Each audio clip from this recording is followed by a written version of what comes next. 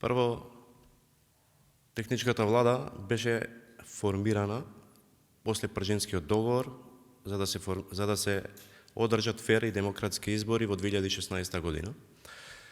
И според тој договор, таа техничка влада или Пржинската влада требаше да биде активна само за изборите 2016 година. После губењето на власта, ВМРО ДПМН беше против укинување на Пржинската влада.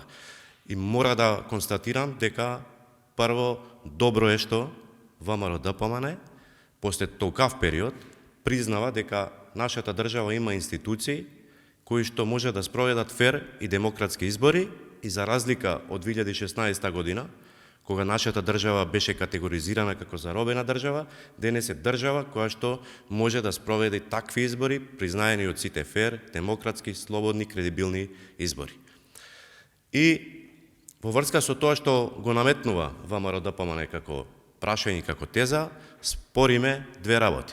Првата работа, иако на одговор на прашање дека таа не е условена со техничката влада, не е условена со одржување на предвремени парламентарни избори, јасно е на стартот и на сите изјави дека условувањата се со предвремени парламентарни избори. Затоа сакам да спорам две работи за овој нивни предлог. Првиот е начинот на кој што е доставен овој предлог, а тоа значи дека, и според договорот Пржински, значи дека измените на законот за влада треба да биде консензус помеѓу 4 најголеми политички партии во собранието, а не на ваков начин со еднострано изразена волја на една партија. И второ, тајмингот на поднесување на овој закон, кога сите знаеме дека предвремени парламентарни избори нема да има, ќе има редовни избори во 2024 година и фактички има време 4 најголеми политички партии да дискутираат и да имаат консензус во врска со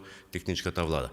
Очигледно, безидејноста на ВМРО ДПМН и во овој период, во овој тежок период, кога државата се соочува и со енергетска криза, и со кризата предизвикана од пандемијата, со борбата за зачувување на животниот стандард на граѓаните, нема што друго да понуди, освен да прави политички театар за јавност.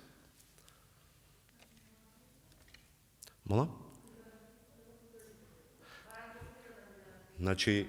Значи, прво кажав на почеток, дека добро е што признава дека државата има институции кои што може да спроведат парламентарни избори, фер, демократски, слободни, кредибилни.